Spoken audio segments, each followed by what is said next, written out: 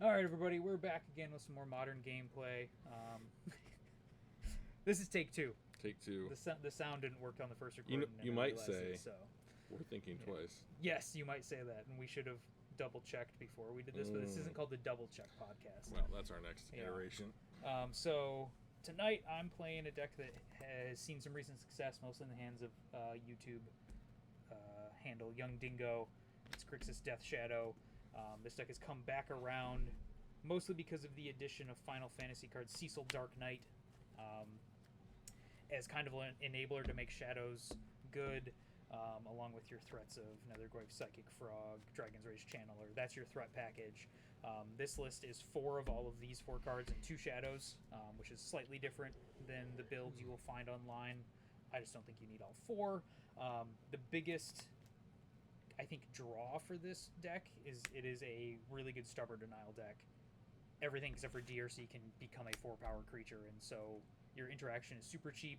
The only cards that cost more than 1 mana in the deck are your Psychic Frogs and your Expressive Iterations. Super cheap, super low to the ground, and so we'll see how we can do there. I'm running only 2 shadows because the backside of Cecil is a 4/4, but it's lifelink. Sometimes you just bring yourself right back up out of shadow range, and it feels really bad to hit with your creature and then your shadow dies. So that's what we're trying. I'll be interested in seeing how this deck plays out outside of the Death Shadow plan, just on the 8 good black 1-drops. Yeah, right. Like 4 Nethergoyf, 4 Cecil backed up by frogs is really good. I think there's a very real chance that an iteration of this deck just stops running the Death Shadows. Sure. And just puts in a couple 2 more utility cards. Yeah, 2 more good interaction cards or something. Yeah, right. And just okay, now it's just a really efficient mid-range deck that decides to, it's fine if you get pushed down to 10 because then you turn into a 4/4 lifelinker, but you climb back out and you're never feeling ooh, do I want to gain the life? Because then you're just never straining another card in your hand. But I love Death Shadow, so we're trying it with some shadows in there first. What flips him?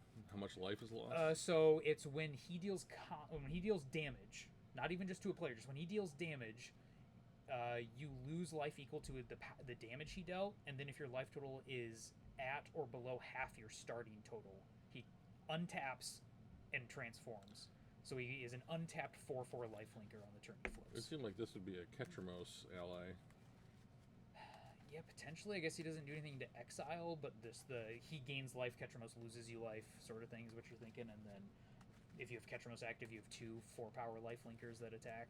Yeah, Ketramos at the top of your curve. Yeah, right. All right.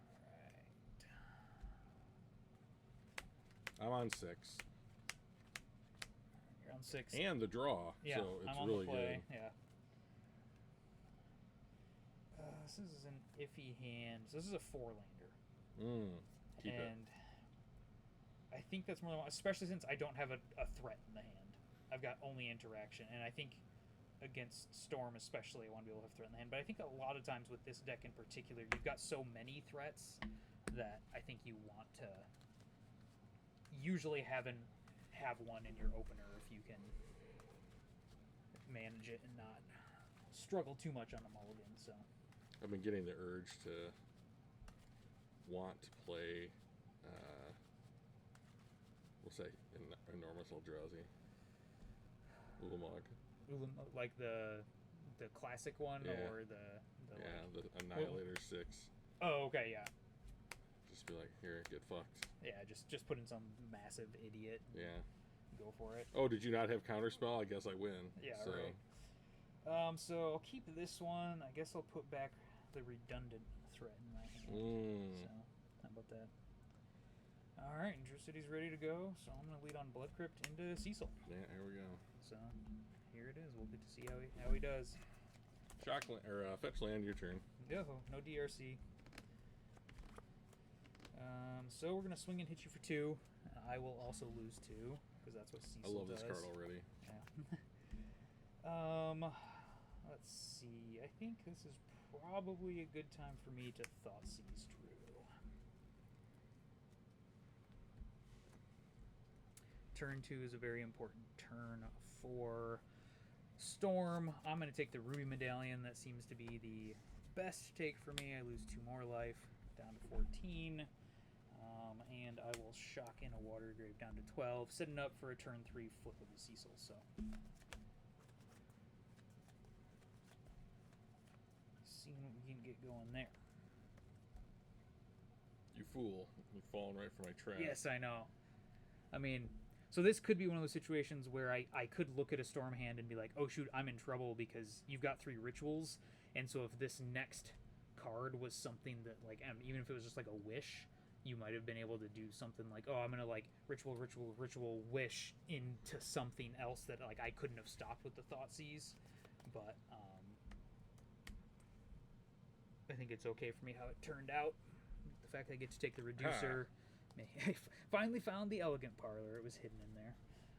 You know how much I love looking for lands. Yeah, Drew hates one of lands that are fetchable. He just wants to be able to search through some of his deck. I am glad that you've never picked up the habit that some people have where they only pick up half their deck when they're fetching. That's ridiculous. And I've talked to people about it, and they're like, yeah, but, like, what if I find it in there? I'm like, tell me what you have to do after you finish fetching. And they're like, I have to shuffle. I'm like, so you mean you have to pick up the other half of your deck no matter what? Just pick up the whole thing, people. Search, find your thing, move on with your day. Resolve. Yeah, that's good. Good. The ever important 3rd and 4th lands. Yes. Your turn. They are very important. So Drew asked there if Ren's resolved because I was representing a stubborn denial. So, all right, Cecil's getting in. So I go to 10 life, and so his ability says when he deals damage, you lose that much life. So I lost 2, went down to 10. Then if your life total is less than or equal to half your starting life total, untap Cecil and transform it. So it is. So he's going to untap. Turn to the backside, Cecil redeemed Paladin. It was a 4/4 lifelink in his ability called Protect, so whenever he attacks, other attacking creatures gain indestructible until end of turn. So, sweet. Seems alright. I'm going to put Psychic Frog down. And even though the rest of my hand... Actually, this is really interesting interaction. No, so... I could shock in this last land. I'm going to bring it in tapped because I could represent that I have some interaction that I just don't have. And Drew and I have talked before that, like, bluffing doesn't really get you there because he's just going to have to push spells into open mana if I have it anyway. So I'm just making it so he might have to cast two more spells this turn to kill me. So...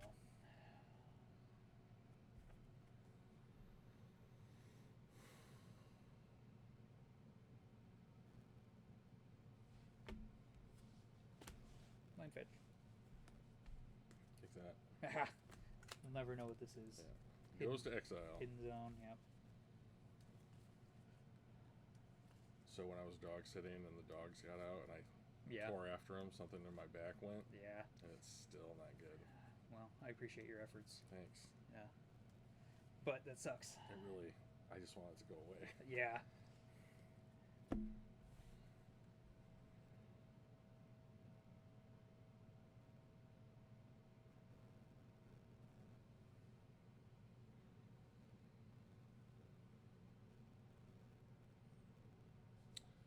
Do I die? How many cards do you have in hand? Right now I have 2, so I'd have 3, so this is representing 8. So not lethal. Your turn. Okay. Drew passes, does nothing. I know he's got 3 rituals in hand. The Ren's Resolve was the other card I knew about, I believe. Many of those sweet ass lands. Yeah. Okay, I'm going to discard a land of the frog. I'm going to discard a second Cecil to the frog. So that's 2 here. Let's see. So this is currently 7 damage, which puts you at 5. Makes me feel kind of like I should discard this other card, even though there is some marginal utility for it. But considering that by now I haven't seen the thing that it would be marginal. You might as well keep it in your hand for. because, like, you don't want to. I mean, like, would you want to give up marginal utility for something that doesn't change the clock? Well, what I'm thinking is if you have some way to either block or deal with one of these threats on your next turn, if I discard one more, they're both lethal next turn. Sure. So it means that you can't figure out a way to deal with one, and then I'm 1 damage short. But isn't that basically like you could attack with this, put me to... So right now I'd be putting you to 5. Yeah, but like in your next, if you don't do, you could keep that in hand and you get your next draw, and then this is lethal with flying. Well, yeah, but if you deal with the frog, Cecil wouldn't be on his own next turn. Well, I mean, so you're still in really good shape. There's only 1 card of yours that you play that this card is useful against, and I haven't seen it yet. And if you had it, you probably would have played it. Sure. So I think I'm willing to take the gamble on discarding the Fatal Push. Sure. Because if you had a Ral, you probably would have... Last turn you would have gone Ral into Rituals, potentially, to see if you could get somewhere.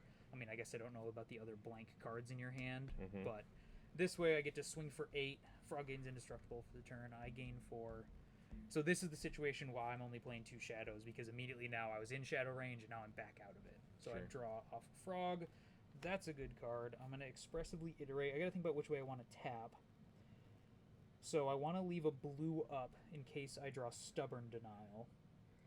So then my other interaction that might be useful is a Bolt, a Push, a Thoughtseize. So I think I'm going to leave the Watery Grave open.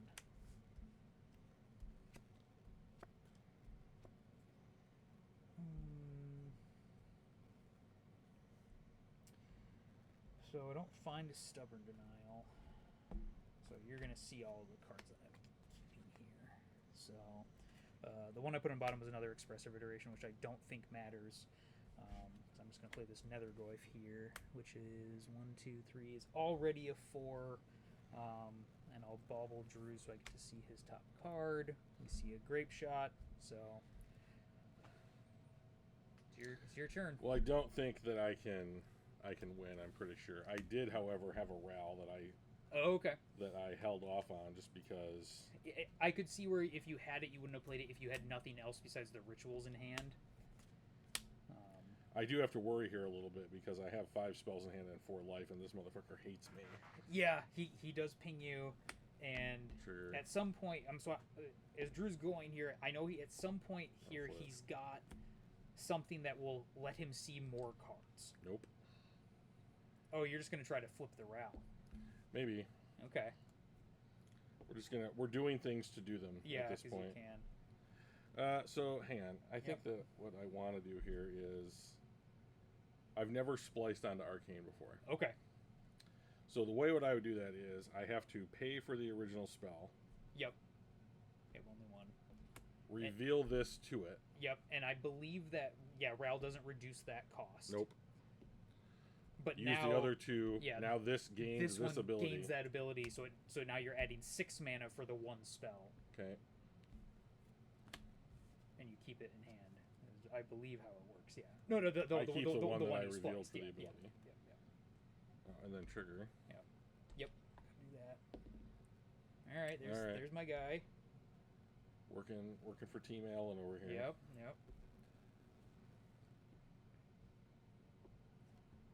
Trigger. Yep. There he is, 2. Okay. All of my threats are still lethal. I have a 5-power Nethergoyf. Yeah. All of your threats don't matter at this point. Yeah. This is either I win or Ral kills you. It might just be completely about your card. 5. Yeah, and so then, well, let's see. This is 1, 2, 3. So those are the 3 that I knew about. So the last 2 cards Drew has, I don't know what they are. Grape Shot. Yep. Target you. Okay. So trigger. Hits me for 4. Fucking Ral's got me down to 1. I'm at 10.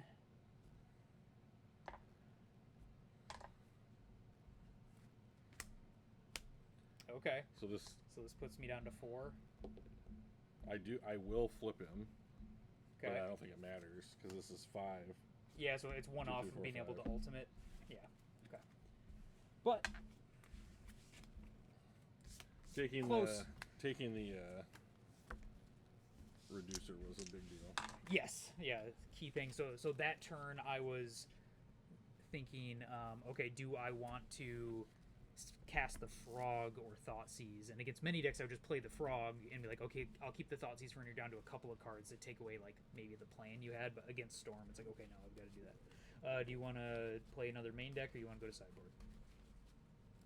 I know you don't sideboard much now that you got Wish, but yeah, we can go to sideboard if you want. That's fine with me. Yeah, my sideboard plan against this is I have nothing. Like, you've always said like you just have to pick in Modern what you want to lose to, and I guess I'm just fine losing to like 1-drop mid-range Grixis decks. Right. Yeah. I mean, especially where we play, the only person you really have to worry about playing them is me. So these are the cards I'm thinking about bringing in. So I got to look and see. So did you really up your art game ever since you had discretionary income? You know. These things are sweet. They're also not expensive. So. So I don't think I need to keep in pushes because I have bolts. So I have bolts to deal with the Ral. So I can free up 4 slots by eliminating push, and Ral is like the only real hit. I know that I've seen you play. What is the Clarion Conqueror? Is that the? That's for when you played Yawgmoth for all of like 4 months in a row. Oh, it's the other deck that's. And then I put it in my sideboard, right now, and you never played it again. Coincidence? No, I just rotate through stuff. It's not anywhere near gone. So those 4, so easily bringing in those. I think also I could take out 2 DRC because I think they're the threat that hits the softest. So I mean, and I'm not going down threats. Is Kolaghan's Command really that good? I mean, it's basically a discard spell, right? It's a discard spell. It can destroy a medallion. Like if you go turn 2 medallion and then I can turn 3, destroy it. I think there's something there. So it might not be really worth it, but I really want to play a Jeskai control deck with Wish that just goes and gets me like a hate piece for like, and just basically be like, I am pre-boarding game 1 to whatever specific threat my opponent's gonna have to win off of. Oh, put my sideboard cards in upside down. The worst thing that can happen to a Magic player.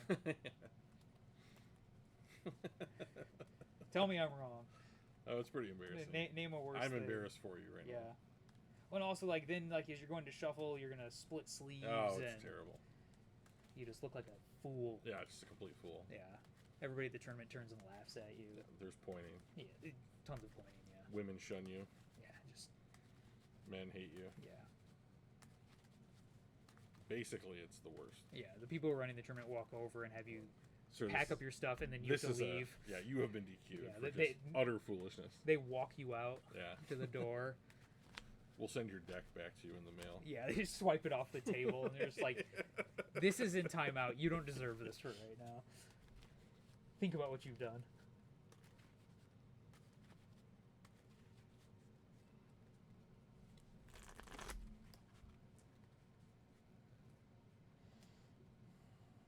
Your dog home. Oh, is Buffy over there? Yeah, she, I know dogs kind of like deal with anxiety by licking. I am not a huge fan of being licked by dogs, but I love Buffy. She's so good. We're also dealing with her anxiety by licking herself. She's on a new like anti-itching medication, so that's a whole thing. It's thunderstorming here, people, so that's why my dog is all anxious. The other one doesn't seem to care, and she just likes laying underneath the table between her feet. So there she is. Are you keeping? Yeah. It's a 1-lander, but I think it's a good enough 1-lander. Ooh, wow, that's pretty nice. I've got like 30-something 1-mana spells, so. I think.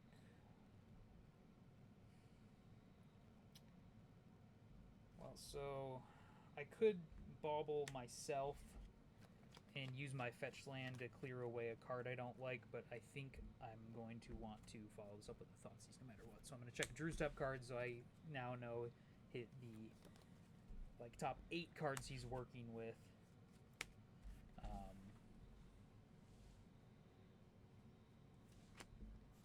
And once again, getting a Thoughtseize in against Storm before their turn 2 can be wow, we're just throwing out good. Super old crypts, huh? This is my one really beat up crypt that I got for like 33% of the price when I got it because it was listed as damaged, and it's the only card I've ever bought that was listed as damaged that is actually damaged. Like, it's like, oh yeah, this thing, here, I'll see if I can hold it up to the camera a little bit better. This thing looks like it was played without a sleeve on concrete. Yeah, or Went through the wash once. Something like that, yeah. It's got some creases. You can't tell once it's in a sleeve, but it feels kind of fragile when it's not in a sleeve. So, but you know, hey, it's the one you got. It's the one you got. That's right. It offsets the upped art game. How about that? Yeah, it sure does. Yeah. Let's see. So we got 2 of your draw 2 temporarily cards, a ritual, and a grape shot. So I'm going to be at 15 after this, so that's something to think about. This is my favorite Thoughtseize art. The fairy in the ear. Yeah. The cons one just always struck me as kind of being like it's morbid. Yeah, he's like disappearing. Yeah. Let's see. So I think there's an argument for taking the grape shot is because then you have to find more ways to do stuff. There's an argument for taking... I would maybe take one of the draw 2s because then just make you have to find something off the top, but since you have 2 of them, that doesn't feel as good. The ritual doesn't seem to really be slowing you down here. Maybe it is still just the idea. You just got to take out some cards and just make it as hard for you as possible to find your important cards. And there's literally no difference between these 2 cards, is there? No. There's the exact same. I'll take the Ren's Resolve. And it'll be over your way. Good. Yeah.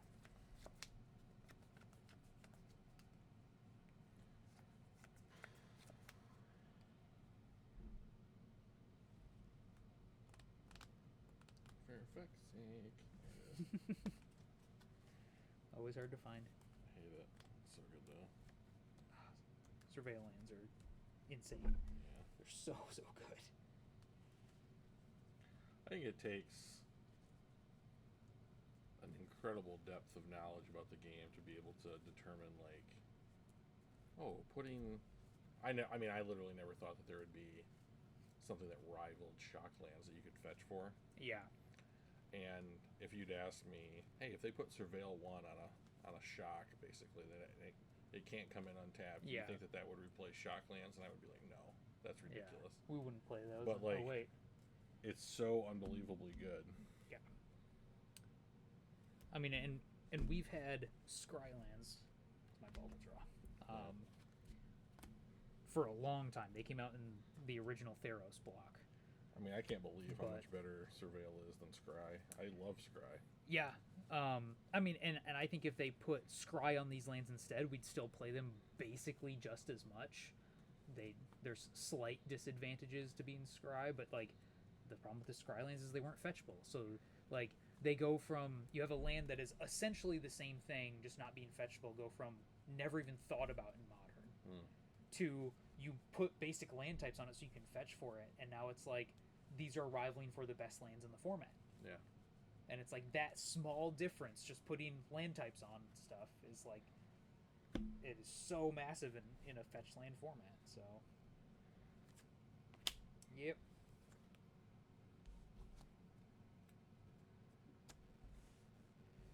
Impulse it up. Good. Yeah. Those have been very good for me so far. Yes. Today. Your turn, sir. So that was my thinking behind taking one of them, is I'm just making it as hard as possible for Drew to find his impactful cards. Because basically his hand is representing 2 damage. I'll tell you what, though. Storm looks real good even when it's not doing its thing, doesn't it? Yeah. Real good for me. That's right. It's not the person playing the cards. So I have not found my second land, so I've got to think about what is my most impactful threat. He's going to play a threat. It's going to be Goyf. So Goyf right now is a 3. So it's Goyf or Cecil. Sure. So Cecil takes multiple turns before he flips. So yeah, I'm going to play my 3 power now. I have a grape shot. It's going to hit hard. So I don't know that you can play Cecil. Well, Cecil's a 2/3, so your grape shot couldn't kill him at the moment. So I can get there. You'd have to draw something. So go ahead. Fuck you. Yeah.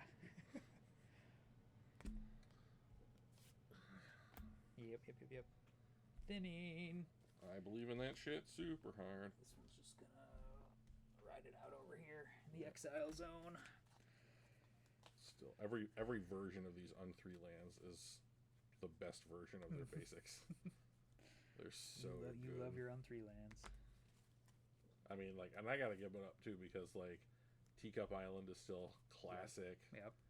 And Stargate Mountain. Yeah, they have done some. I love that Stargate. Those are the ones I play. Teacup Island, Stargate Mountain. Because you have class. Yeah. You know, but like they have done a real good job. First of all, I think all basic land should be full.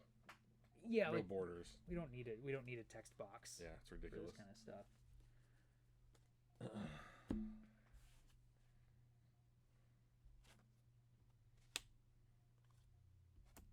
Mm-hmm.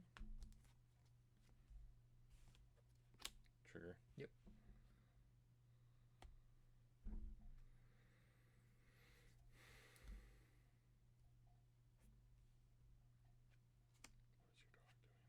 Ooh, those are pretty good. Which one?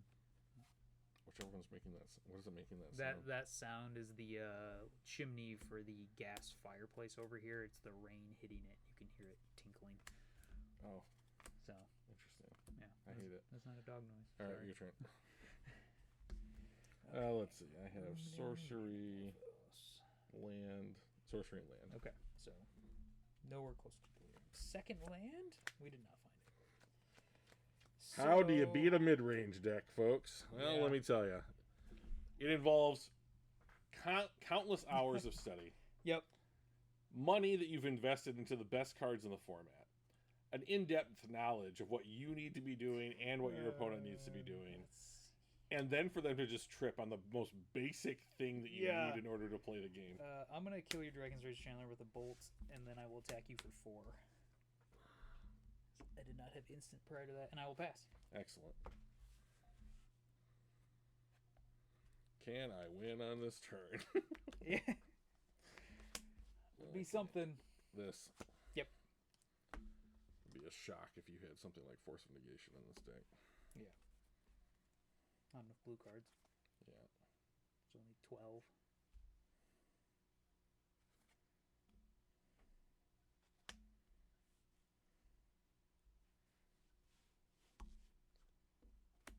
Okay.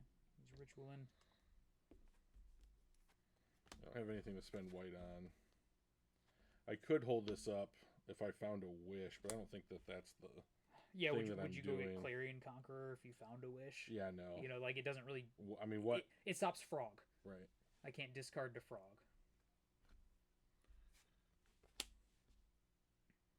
Make 2 red. Yep. Draw.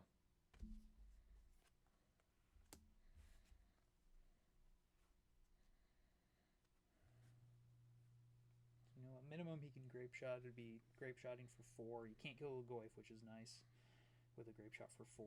So you'd have to have more to do. Grape shot target you. I'm at 11. Second grape shot. Yeah. I'm at 6. Okay. Now I think you have to draw your Nile Spellbomb. You mean this?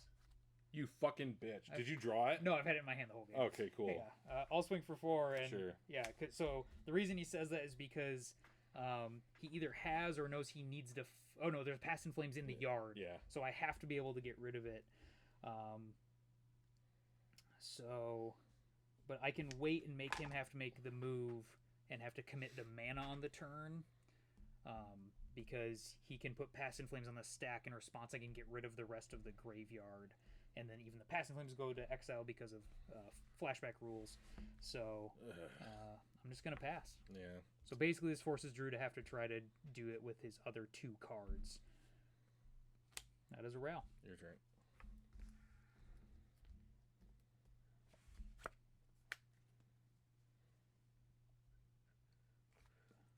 Swing for 4.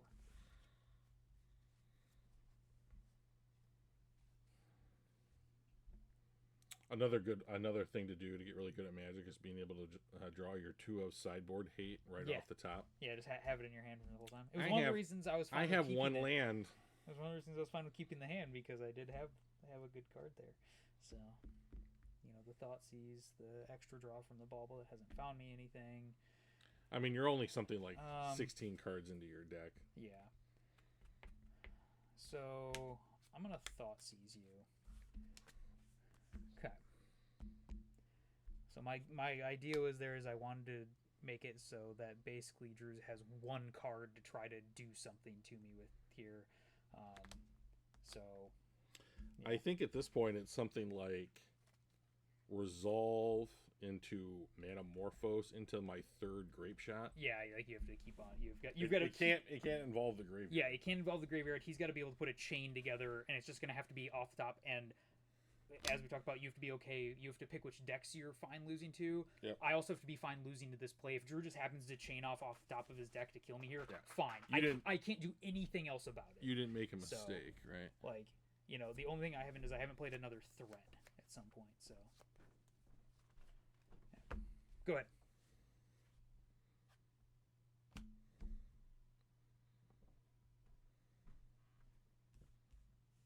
I take one, go to 3. Yeah, you do. Yeah. Second round. Okay, so he's got a blocker. 1 second. Oh, this is the kind of quality video that we put out here on Think Twice MTG, where in order to win the match, my opponent needs to take this next turn. He has a hand of cards, right? 1, 2. He'll have 7 cards. He can take care of my graveyard. He has a lethal attacker. So what does he do? He gets up to go talk to his wife.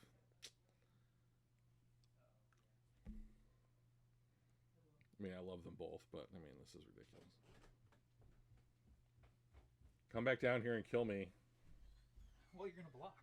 Yeah, but you could have a bolt or a put. You took all your pushes out, so you could have a bolt. Yep, I could have one of the other 3 bolts. You have 3 bolts. All right, second row. Your creature is still a 4. Yes. Yep. I have not put a new type in there yet. Well, okay. I block. Yep. I will then deploy a 10/10 Death Shadow. Nice. It's back. You remember these days? I do. Yeah. Go ahead. You're gonna beat me on 1 land. I win. Yeah, Ruby Medallion has hidden text. If you deploy 2 of them, you win. Yeah. Bingo card. You want to play 1-0 for fun? Yeah. Sure. Run it back.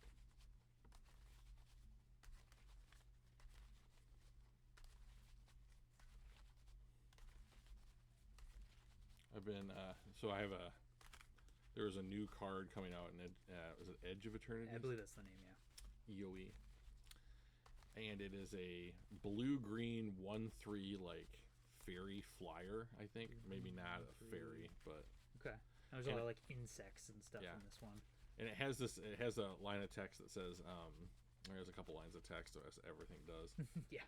But it says it has landfall, and then if a land enters the battlefield this turn, target creature of your choice gets its base power and toughness of 3/3. Okay. And then if you have 6 or more lands, like it's every time you landfall, like you can target a creature and its base power and toughness is 6/6. Okay, so it doubles up. Yeah. Sylvan Advocate. It's Sylvan Advocate in the air, right? Yeah. So like I have had this idea of going like Arboreal Grazer. Mm-hmm. Turn 1, getting 2 lands down, having a fetch in hand. Play that and then boop boop, and then you can make and start turning like little tiny like utility creatures into beats. Yeah, now your Grazer attacks for 3 on the next turn. Right. Does Grazer have Defender? No. No. Of course. Why would you put Defender on? Because you can attack for dominance with Grazer. Yeah, you can attack for 0. But like it's blue, so like you could run Tameo, and now Tameo is a 1-drop 3/3 flyer that makes you a clue token. That's pretty sweet. Swing for 3, make a clue. Yeah, and I believe that the way that the wording, and I'll look it up here in a second, but like the wording will allow the creature with landfall to gain it itself. Yeah, I wouldn't be surprised. And so like if you play a land or basically a fetch land on you could turn 2 creatures. Yeah, you could turn 2 into you're attacking for 6 on turn 3. That's not bad. Yeah. And if you have other creatures that like get pumped up like from spells or whatever, like you can. I mean, what if you made a Monastery Swift Spear or something into a 3/3? Okay, yeah. Or like I could even see you plan to play it as like a more control-y kind of grind out plan, but then that's like having a good threat that can turn the corner without having to have a different styled card in, because like you've got your Grazer and your Tameo and this thing, And it's just like, oh, okay, well, I have one of these and I'm playing land, so now, like I said, now my Tameo attacks for 3, now my Grazer attacks for 3, right. And you weren't ready for it. So, all right, like, could be cool. Plus, it would give blue-green something to do. Yeah, you can make like a Sultai sort of like control-y mid-rangey. Don't make me put Vinelasher in there. Yeah. Don't tempt me with a good time. Plus, then if you make it Sultai, you can play Cosmogoyf. Yeah, so I was watching Spike's video about like EOE cards that like he thinks can have an impact on them. You know, it's like, you know, it can get 5 lands. Ooh, okay, that's real great. I've got 2, so I'm gonna keep. Sure. You know, so like Cosmogoyf, black green for a XX +1 who.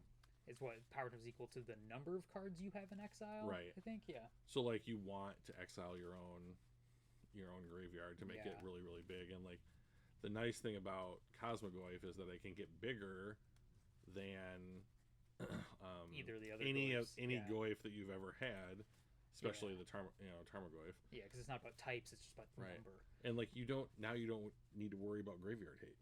Yeah, it's so much harder because there's no exile hate. So, like, you can't really hate this one out. Yeah, I mean, like, the closest thing I think that we have is something like Wasteland Strangler, and, like, go ahead and put 1 card back. I mean, like... Yeah. Oh, okay, yeah, you put 1 card. Now instead of a 5/6, it's a 4/5. Oh, no. You know, so sad. And I do think something like his Spike's first thought, or one of his first thoughts was, like, I'm going to pair this with Detectus Phoenix. Okay. So... I would wonder if, like, you wanted to pair it in, like Ketramos deck Sultai, or not Sultai, Abzan. Sure. No, that was another idea. Because like you're both cards incentivize you to do the thing, so now there's actually a reason for payoffs. Where one of the problems we've seen with the Ketramos decks is that, like, oh, you're running Relic, but like Relic isn't very good if you never draw Ketramos. Right. And so now if you have 2 things that have the same payoff, how many lands is it this time? None. Nice. Yeah, but look how much you can reduce that mana. Look at all of the medallions. They're so pretty. You can reduce so much mana. If I have to go to 4, I'm starting back at 7. Okay. Because it's my podcast and I don't care. It's my podcast and I can break the rules if I want. That's right. Yep. We're going to do some rule breaking. Everyone saw how I played Blood Moon. I mean, it's fine. Yeah. We passed it off as it was an accident, but it was just completely BT Dubs, this is why I pile shuffle instead of just whatever you want. I always have called this riffling. Yeah, or I think this is technically mash in terms of like the different, because like riffle is like the classic. Sure, like can you hear the noise? Yeah, because it makes the riffle sound. Which I just can't stand when it comes to Magic cards. You want to play 52 cards like Bicycle deck or whatever, and riffle shuffle all you want, but not with my Magic cards. Yeah. Barbarians. No, I do to my cards. But... I know you do. Yeah. I wish that you would stop. Remember the days of mulligans when you just got to draw 5? Alright. We're going back to 7. Alright. That's my brother. Texting me about stuff. Good news, everybody. We're going to get to see the world famous pile shuffle, because I'm not going to go landless like 3 hands in a row. It's ridiculous. So, you have many people have told me what I'm like when I do this, like that what I'm doing is illegal. It's not. You're allowed to do it once per game. Yep. I believe it, and I believe it's only once per game if you are on being broadcast in the feature match area. I think no, I think they made it so that pile shuffling is only legal once per game. I believe the only rule that I'm aware of that is different if you're on like coverage is that you have to play with your creatures closer to your opponent and your lands farther back. You can't do the lands in front thing. The Gabriel and the Thief whiny rule. Yeah. But so it's, and like their justification for it is like for time, because you know, like back in the day, people every time they would shuffle, they'd be like, oh, pile, then mash, and then present. And it's like, okay, that takes too long. You can do it once per game, and that sort of thing. But like it's not illegal. You have to then do what you're doing afterward to make it legal. If you only did that, then yes, it's an illegal shuffle because it's not a true randomization. But you know, sure, I guess math would. Yet another thing that someone who cheated destroyed for everybody else. But You ever watch those videos of the people who like back at SCG tournaments would like sit there and like find a way to like they shuffle all names I've to the bottom. Seen some of it. I don't ever like purposely seek out the videos or watch them. It's like cheater caught doing blank and whatever. Like because unfortunately I don't think like the purpose of those YouTube videos is not to be like, hey people, watch out for this when you play. Like keep yourself safe. It's because they're just seeking people to be irate and to get views. It's not meant to like, hey, like this is how cheaters do things. It's just to like get your own clout for getting to shit on somebody else. Do you have any pregame actions? No. I play DRCs as well. I'm gonna get a Blood Crypt and play a Cecil, and I'll pass to you. There's the regular Blood Crypt for you, not the beat to all ends of the earth one. Oh. Yeah, you're welcome.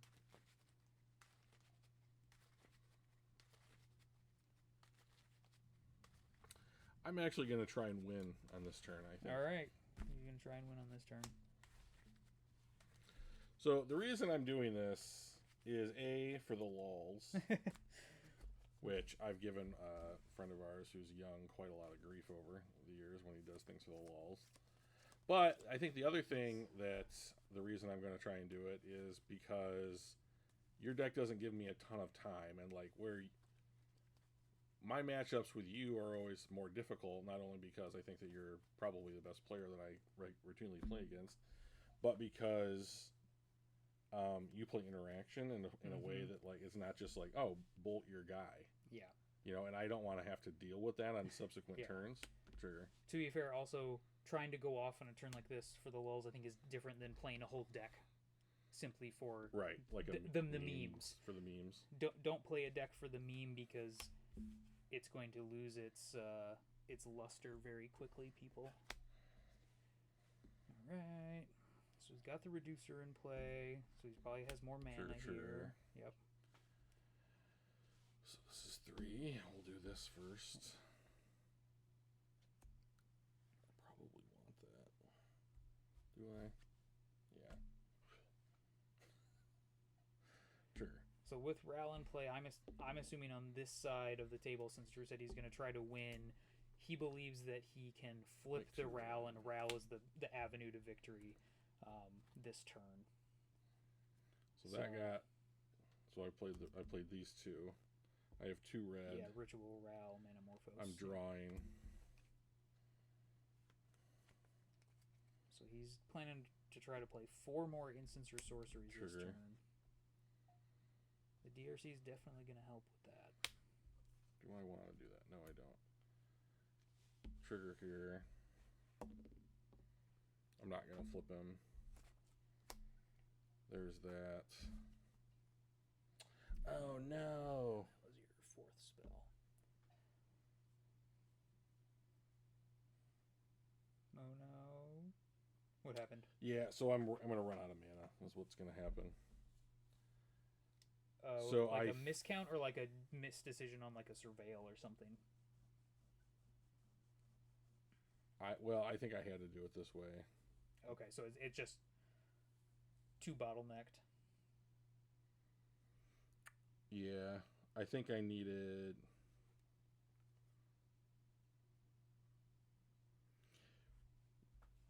I think I had what I needed to try, but I think that I needed this card and not the Manamorphose. But then, oh yeah, so you feel like you're 1 mana shy of being able to do whatever it is you're gonna do. Yeah, let's do it. Oh, okay, yeah, and if you don't have a land, you're not gonna be able to play any new cards now. Right. So okay, yeah. Well, this is my turn too, so yeah.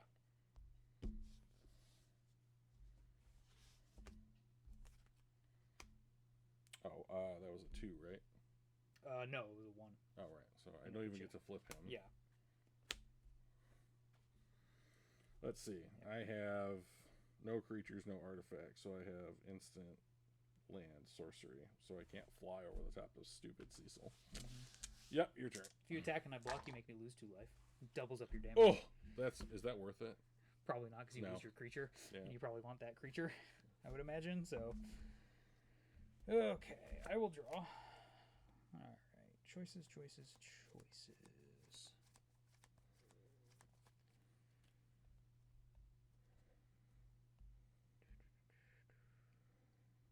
Well, I think a very simple start is Bolt the Rel. Well, now we probably can't win. You just draw another one. You got to have a critical mass of stuff, and usually when things get taken out of your hand or off the board, and I'm going to attack. So it really hurts that idea. So I'm going to play my second land. So I know you've got access to a third land, and then into rituals. What I know, you have one card that I don't know about. It's really good too.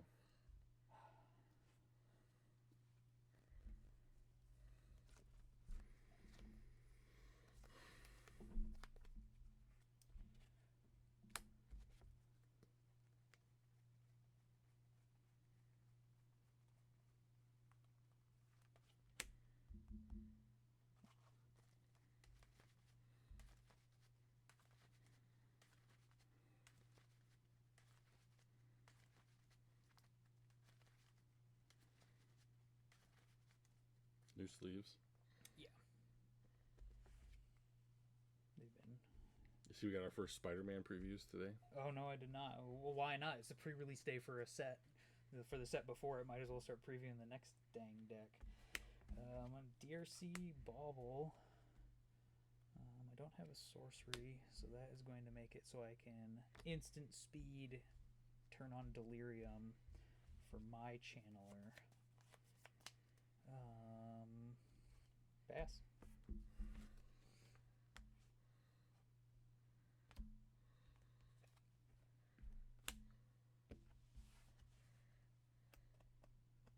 Let's see, so you got land, instant, sorcery, and creature. So you've got Delirium. Sure. Yep. I have land. Yeah. Yep.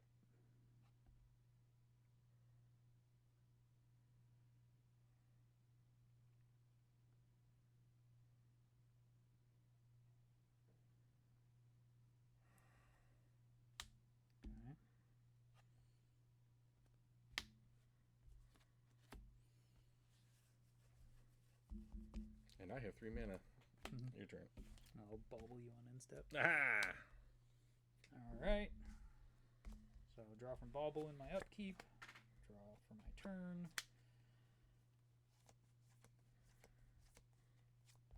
Didn't this trigger? No, it's when he has to deal damage to do it. It's not just when my life total hits there. Oh. Awkward. Yeah.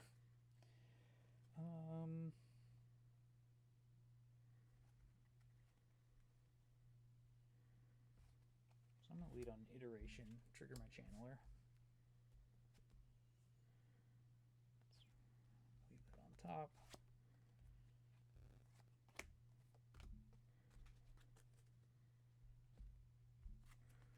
Play this.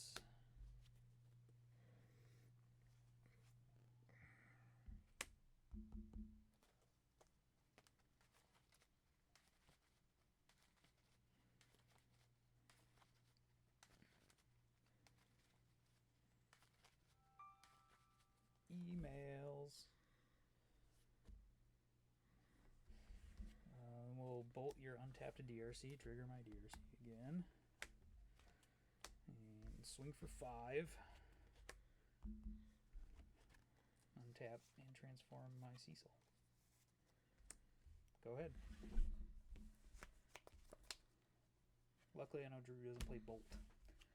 So.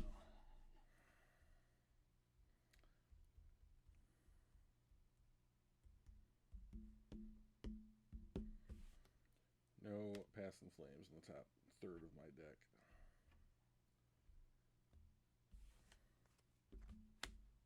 You can, even if you could cast it and then not do anything with it, right?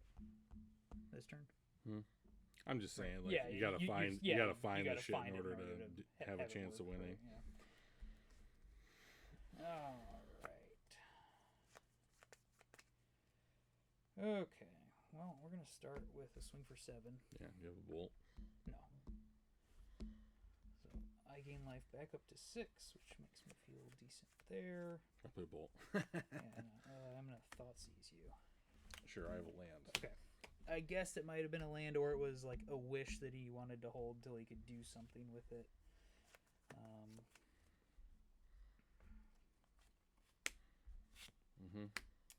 Go ahead. I'm betting there's a stubborn denial in my future. Yep, there it is. There's 2. Yeah. There's 2 of them. Yeah. I can only cast 1. So. That makes a difference. Yeah. But Drew's going to have 1 card this turn, so. A creature card, so you're fucked. Yeah. He'll attack me to 1, and then I'll have 3 lethal threats. That's right. Trigger. Yep.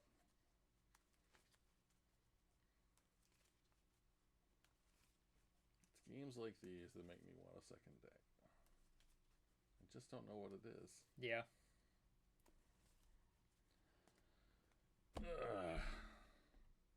Wish. So good. Alright. Wish for my 1 mana card. Yeah. That's right. Well, cool deck, dude. So, as happy as I am that it's a Death Shadow deck, I feel like, at least in this matchup, the couple of times I was able to put a Death Shadow into play, it was just a win more card. Let's be real. It's not. Like, what? It's not a Death Shadow deck. No. There's Death Shadow in the deck. That's why it's a Death Shadow deck. But yeah, like, calling it Grixis Death Shadow is just to attract people's attention, because people like me have loved the deck. And sure. So, but, like, I cast it twice, and it was both times like, oh, it's huge. It was a 9/9 and a 10/10, but in a situation where any of my other threats would have also been just as threatening. Mm-hmm.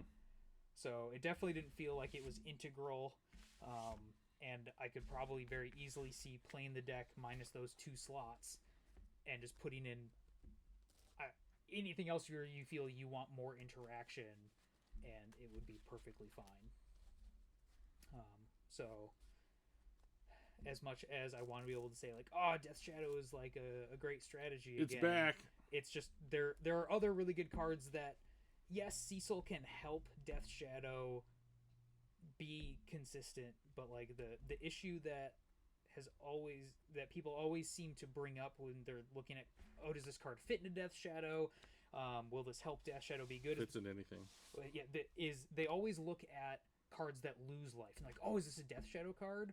And the thing that people who never played Death Shadow don't understand, or who didn't play against Death Shadow a bunch, is Death Shadow's never had a problem losing life. No. It was that when you didn't draw Death Shadow, you had no payoff for having lost life. Right. And Cecil being a new payoff is kind of that thing you're looking for. But then the whole point of Cecil is I can aggressively Thoughtseize and fetch to fix my mana, and then climb back out of the hole I've dug myself into. Because the reason that Death Shadow has fallen off as a viable strategy is because now it doesn't matter if you have a 9/9. It often just can't attack through the wall of small things that exist on a battlefield. Plus, there's more removal for it. And so it's like, yeah, they don't care about my 9 because they're going to block it with an Ocelot Pride token. Right. And then Goblin bombard me to death because I'm at 4.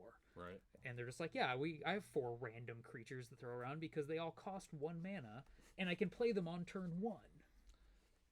So, yeah. I know it was kind of quote-unquote memey or whatever. What was that? 1 in a red, ferocious, give it trample. Oh, Teamer Battle Rage, yeah. Yeah, Battle Rage. You know, like, it's...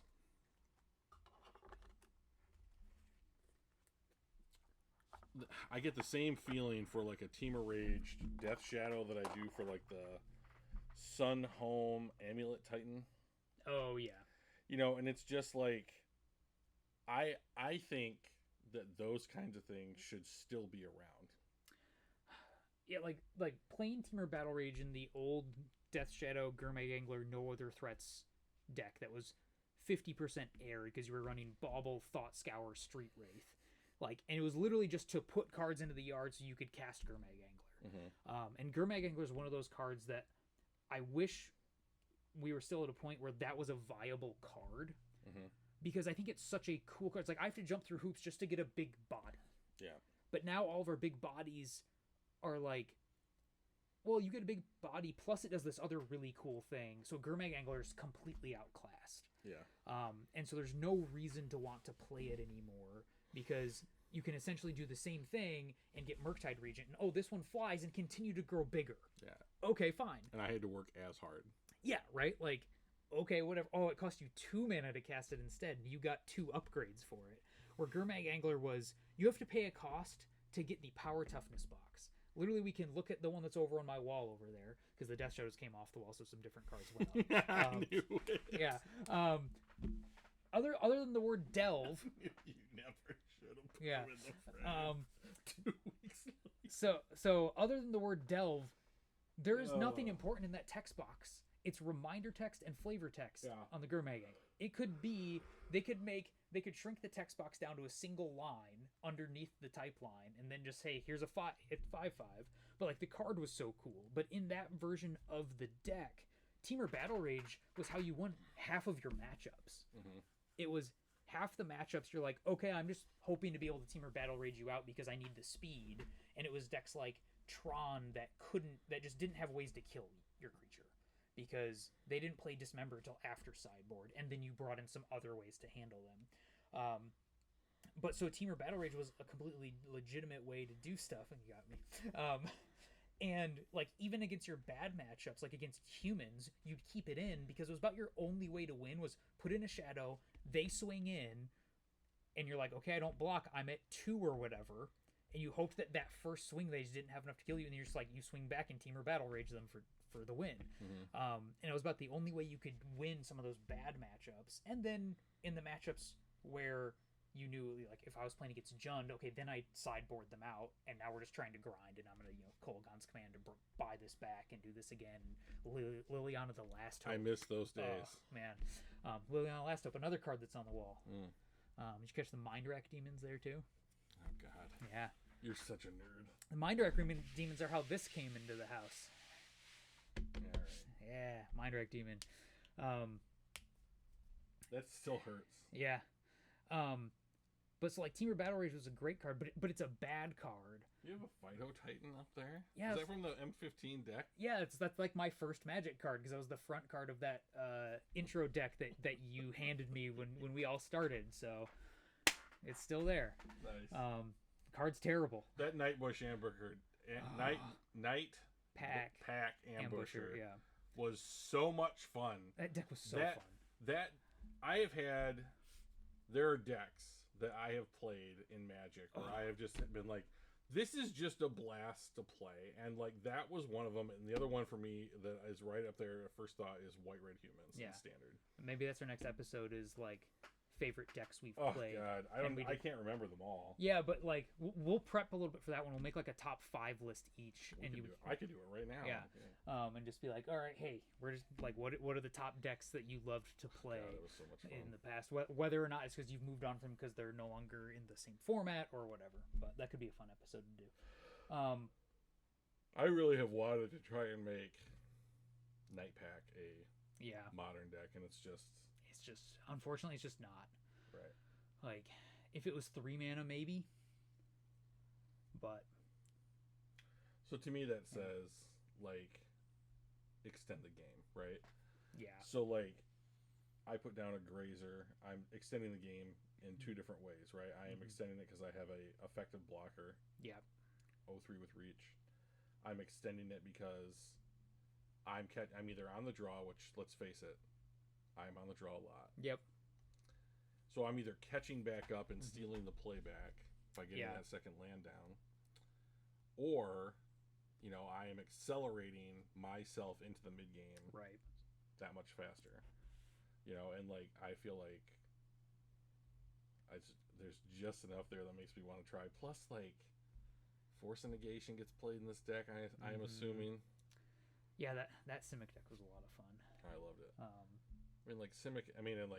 Simic has always been a color combination that originally had no identity. It was like 1/1 counters and just doing things slowly. Yeah, it was the color combination that they would be like, oh, we're gonna make Simic do this for this set because it works for whatever the theme of this set is, but it's never gonna come back. Right, because so they never built. Yeah. Right, because it's the one thing that is like the worst of all the 2-color pairings. Yeah.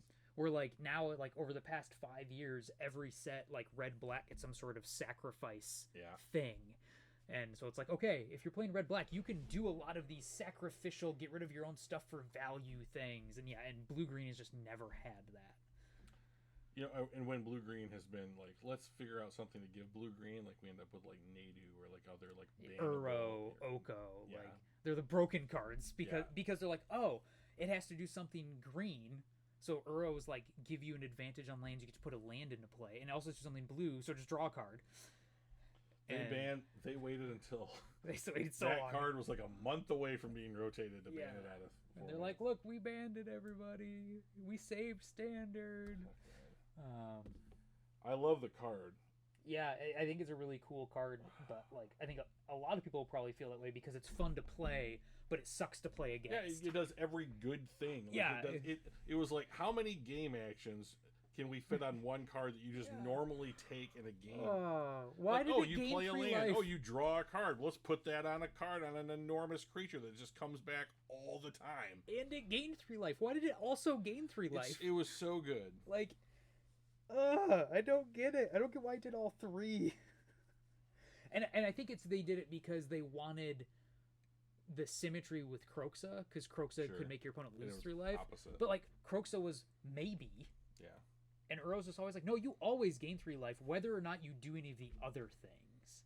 Yeah, and Kroxa, I mean, like, it would be interesting if it was like Kroxa, 2 mana, make your enemy picks up a card, like it picks up a land. Yeah, or something. And then discards a card, and then takes 3 damage. And I'm like, oh, okay, yeah, this is great. Like, these are on par with each other. Yeah, symmetrical, but no, Kroxa's like, you get the worst card out of your opponent's hand of their choice, and they only take 3 life in the 2 situations. They decided it was fun, which you're like, shit, that's bad for me. Or it was the only option, and then it's still just like the worst way you can play discard is to get their last card in hand. Mm-hmm. It's like, oh, okay, that wasn't even good for me because it was the one card they had. Like, yeah, Kroxa should have been cool, but is not really good enough in any of the formats. And you can play it in every format because it wasn't banned anything. Or Uro is you can't play it anywhere. You cannot play it anywhere. Like, just don't even try. Yeah. Well, that was Storm and Grixis 1-drops is what we should call it. Yeah. Was what we should call it. But we're going to call it Shadow because, I'm the guy who has the Death Shadow tattoo. It has 1 in there, yeah. 2! Double Shadow! To be fair, Young Dingo's version had all 4. Sure. So it at least was a little bit more of a Shadow. But yeah, it's not built around Shadow anymore because a 1-drop that you can't really realistically play most time until turn 3 isn't really how you build a strategy. So I wish Temur Battle Rage was still a viable thing to do, but like you just can't play cards that are that bad 95% of the time in as efficient of a format anymore. Mm-hmm. So if I could still play that Gurmag Angler Shadow 8 threats, just deck is 50% air deck, I still would. Oh man, I love that deck. Preview for episode. We each have decks that we were just be like, man, it would just be great to play this again. I've gotten to the point where I've thought about like because the cards I don't have anymore that I would need to play it are so cheap that just having it just to be like, I'm just gonna play this every once in a while just for the nostalgia's sake. And just be like, go pick up like the 2019 version of it, like right before Luris came out or something, and just be like, here it is. So every once in a while, run it out and see what happens. So I would love to. I know I can't ever get this again, but like, I would love to feel like I did playing that like Red White Humans deck. Yeah. Oh, good times. We'll do that for our next episode. We'll prep. Be ready, people. Be on the lookout. Thanks, and until next time.